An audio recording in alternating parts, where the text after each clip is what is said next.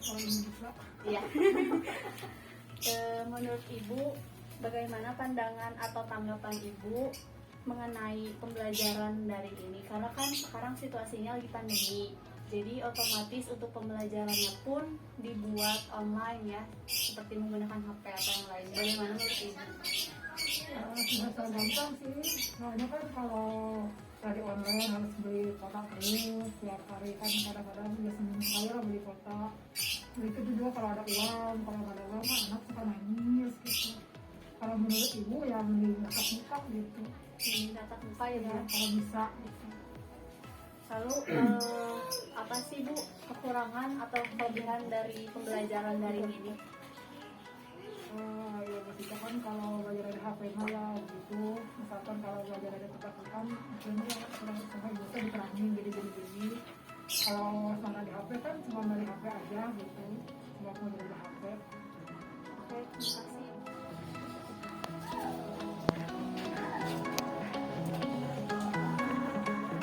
Aplikasi apa saja yang digunakan anak Ibu dalam pembelajaran daring ini? Nggak tahu. Misalnya menggunakan WA. Oh atau iya, Zoom. pakai WA itu. Oh, biasanya pakai WA ya, Bu? Untuk pengumpulan tugasnya juga menggunakan pakai WA. Enggak, pakai itu fotokopian.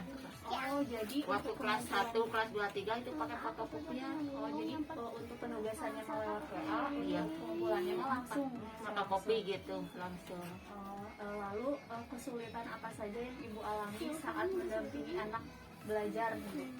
Ya kalau di sini anak-anaknya ya, kalau di sekolah mah mungkin nurut ke guru, takut kalau di sini mah kalau disuruh teh nggak gitu, nggak mau, Agak susah ya, Bu, agak ya? susah gitu, inginnya main. Kalau di sekolah mah kan enggak, waktunya belajar gitu. Kalau di sini sekarang mah agak susah, pelajaran masih banyak.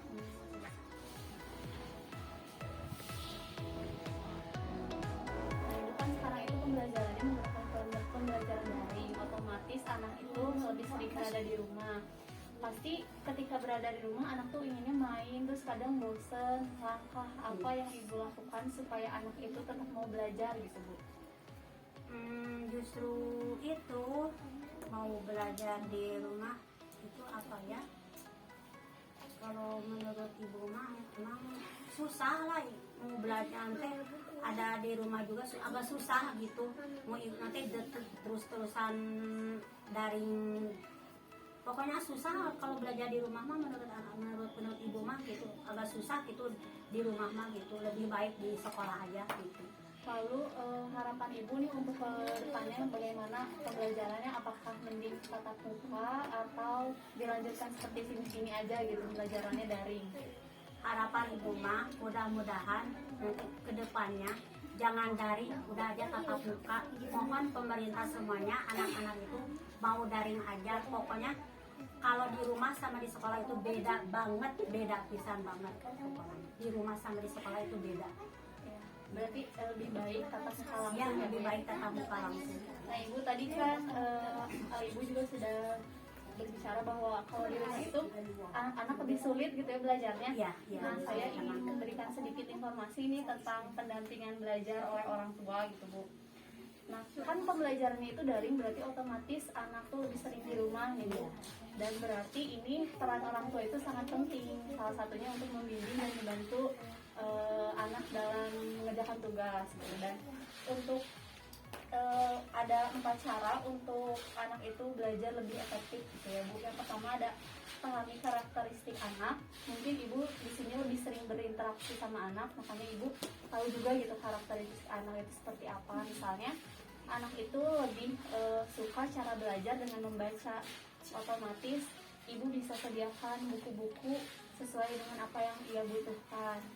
Yang kedua ada memberikan suasana belajar yang kondusif. Jadi kalau bisa ketika anak sedang belajar di rumah, ciptakan suasana senyaman mungkin.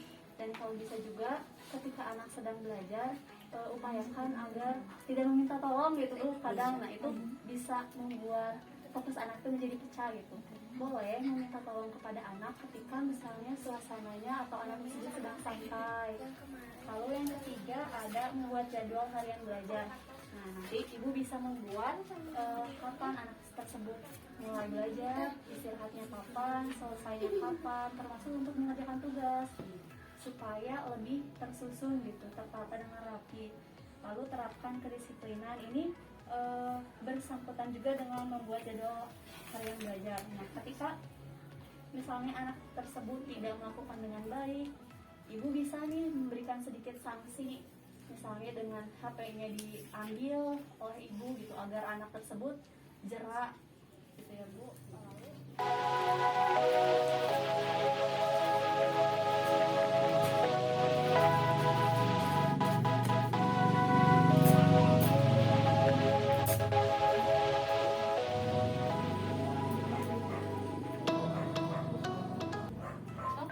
Lalu di sini juga saya ingin memberikan informasi tentang penerapan protokol kesehatan.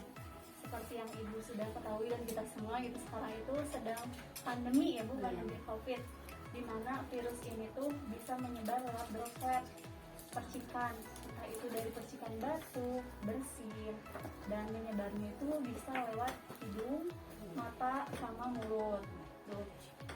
Nah, dampak dari virus ini itu yaitu sistem pernapasan, bisa dari sistem pernapasan ringan, lalu infeksi paru-paru hingga kematian. Maka dari itu, untuk mencegah virus ini, kita bisa laksanakan 4M. Yang pertama, memakai masker dengan benar. Yang kedua, mencuci tangan pakai sabun. Yang ketiga, menjaga jarak minimal 1 meter. Yang keempat, menghindari kerumunan. Nah, mungkin itu saja info dari saya, semoga bermanfaat dan bisa diterapkan secara langsung di kehidupan sehari-hari oleh ibu ya Bu.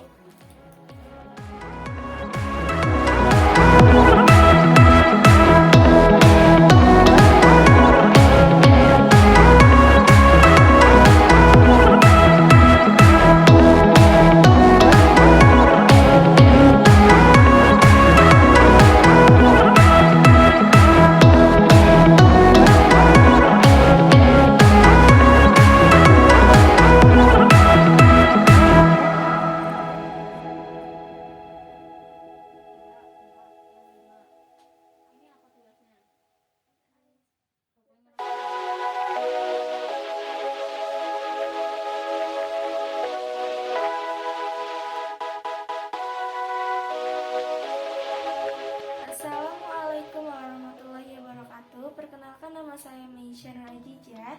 Saya kelas 10 TKP dari SMK Budi Bakti Utama. Kesan saya setelah saya mengalami belajar daring di rumah itu sangat sedih sekali karena tidak bisa bertemu sama teman-teman sekolah, guru-guru di sekolah, dan bermain-main di sekolah seperti dulu. Dan harapan saya ke depannya semoga COVID-19 segera berakhir supaya kita bisa menjalankan sekolah seperti biasa lagi, dan aktivitas di luar kembali lagi. Biasanya bentuk penugasannya dari sekolah seperti apa? Bentuk misalnya apakah dikumpulin di WA, di GC, atau berarti buat pembelajaran dari ini lebih seringnya pakainya WA ya? Gak pakai aplikasi kayak Zoom atau Jimmy? Kalau cuma buat pengajian aja, ini buat barang-barang buat yang SMK sama SMP bisa kalau Zoom. Nah, buat pelajaran yang paling sulit nih di pelajaran dari ini apa? Kira-kira matematika. Kenapa sulit matematika? Gimana ya, kalau dari video mah kurang paham gitu, Kurang paham ya? Karena susah ngepahaminya. biasanya matematika harus secara langsung. Disiasatinnya kayak gimana supaya pelajaran yang diberikan sama guru itu bisa dimengerti sama Bunga? Bisa di Google. Berarti belajar lagi sendiri di luar dari guru ya. Kalau olahraga biasanya bentuknya video. Google Meet. Oh, jadi Google Meet bareng-bareng itu olahraga bareng-bareng. berdua sama gurunya aja gitu. Nanti ngobrol aja sih. Terus dites. Enggak, baru dites. Paling tanya-tanya kayak apa ya, gitu.